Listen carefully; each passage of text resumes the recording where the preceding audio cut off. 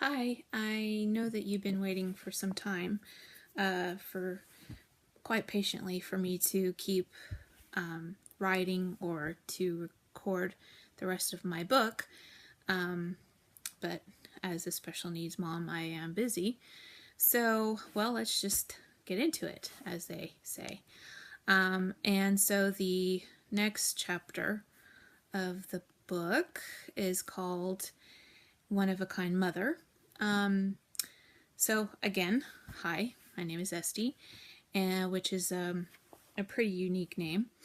I'm sorry, I'm totally not used to recording myself and being public, so excuse me if I get weirded out at this.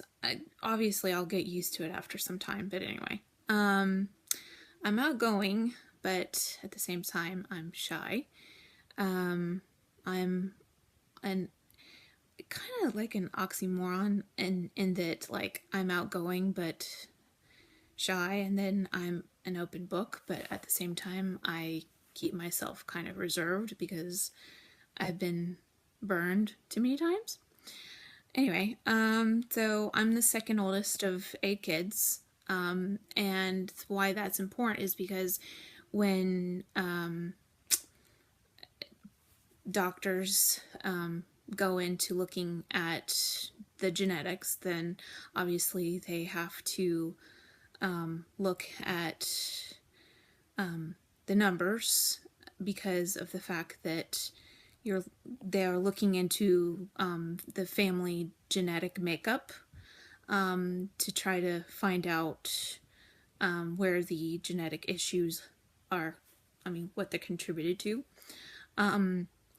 So that being said, when I was younger, I struggled a lot in many everyday activities that most of my peers were able to do. Like, I'm speaking about, like, in schooling, I struggled reading and understanding questions and being able to answer them. So it was very frustrating because my peers were finishing up, like really simple mathematical questions or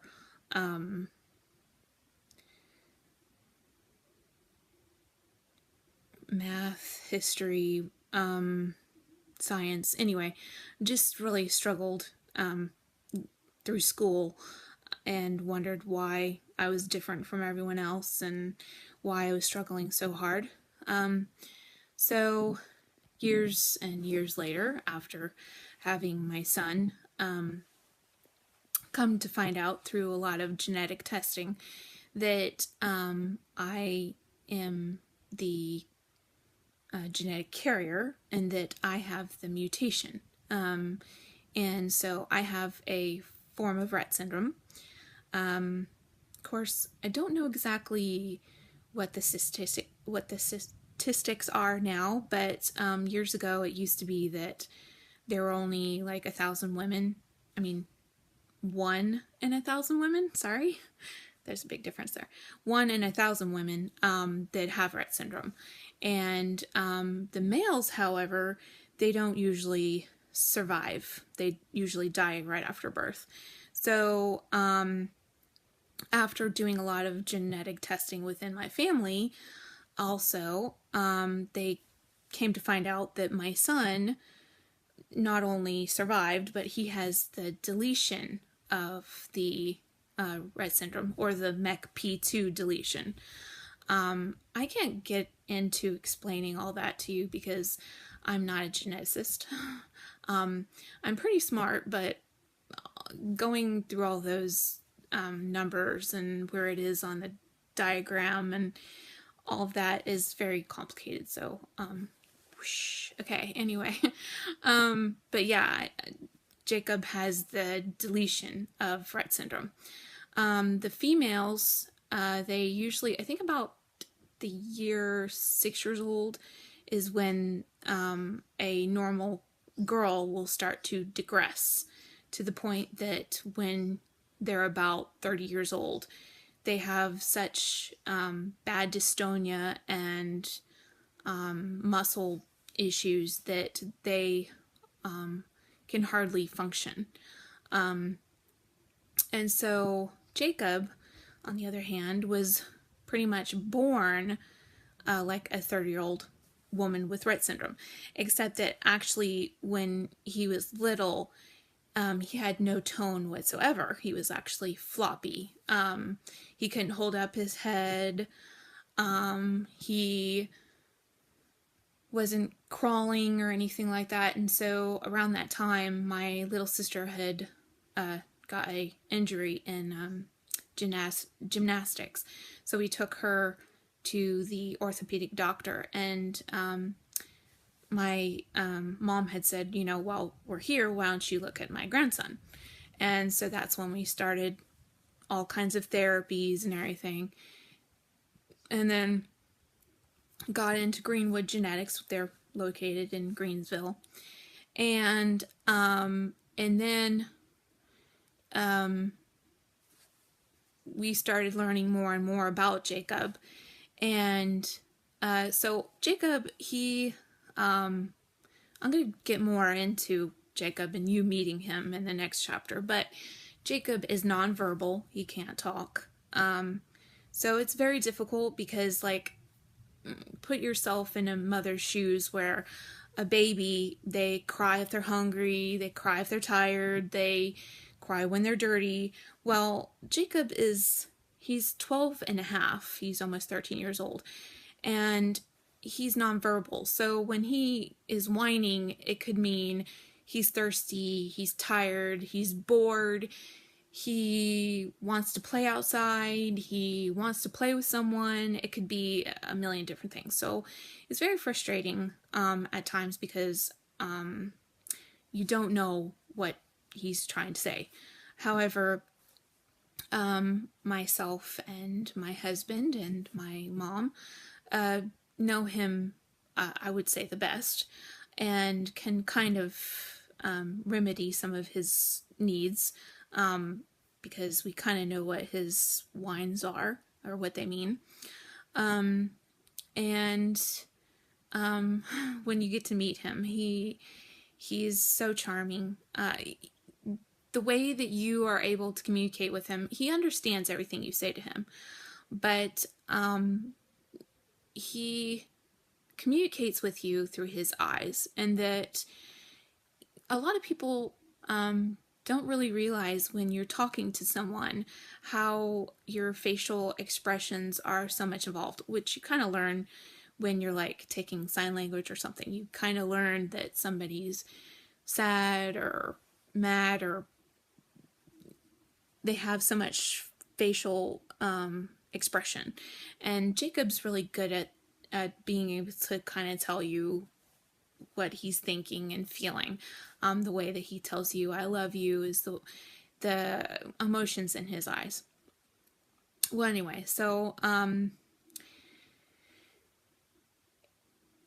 where was I going with that? Sorry. He's one of a kind. He really is. He's very smart. It's difficult because you know that he's thinking so much, but he can't tell you what he's thinking. He has been in the past with lots of speech therapy using a eye gaze machine called a Toby. It's really cool. It's where your eyes become the mouse on the computer, and I'll get into more of that later, but it is something that he really would benefit from, but it's a combination of political red tape and just being able to find a good speech therapist. And of course sometimes it's also mom not doing, let's say, the best that she probably could, for whatever reason. Anyway, that's in the past, but moving forward, trying to see, what we can do to try to meet Jacob's needs. And so daily basis, what's a day for Jacob? That's another chapter. So what does all this mean for me? Well, I try not to think too much about what he's going through or feeling, because if I do that, then I get really emotional. I, because there's only so much that I can do to make him comfortable, to,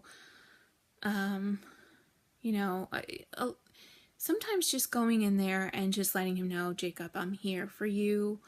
It's going to be okay. And the fact that it could be worse, he doesn't have seizures. Although a couple weeks ago, or was that about a month ago, he was having what's called dystonic storms. Looks extremely painful. All I know is that he was screaming, like screaming bloody murder. And try not to panic, because I'm not used to really seeing him like that. I mean, I've seen him in pain, but not, like day after day. And so took him to the hospital, and he was there for 4 days. And so while he was there, they bumped up one of his medications, like a stronger dosage. And that seemed to help a little bit. And then not too long after that, he also gets Botox injections to help his muscles relax. But his dystonia is so bad that his case of dystonia is so rare that they actually took a photograph of how his back is curved almost like a V when he's laying down. So it's scary, but sometimes when for the most part, when he's laying there, he doesn't look like he's in pain. He smiles, he laughs, he's really cute, and that, like, when he's watching, since he doesn't have very good range of motion. In other words, he has a hard time controlling his muscles, so he is unable to go grab a toy and play with it. So since he can't do that, a lot of the time he is laying in his bed and he'll, watch a video. So like one of them is, like, for instance, like Shaun the Sheep. I don't know if you know what that is, but it's pretty funny. And so he'll just lay there giggling hysterically. And it just goes to show how smart he is. He understands what those characters are doing and everything, but they don't talk. It's like, a sheep says ba, he understands the comical situation that's happening between these two characters. And it's really nice to watch him, laugh at something that most of us get and are able to talk about, but he can't. He just kind of laughs. But anyway, okay, so we're at 14 minutes and a few seconds or whatever. So obviously I'm going to be finishing up here soon. So if you have any questions about me, you're welcome to just write something down and see if or comment and see if I can't answer. I mean, I don't see why not. I am me and I know myself the best. Okay. So I'm sorry that my hair is not all that great, and not wearing any makeup. But anyway, just wanted to finally give you all a video, See you later. Bye.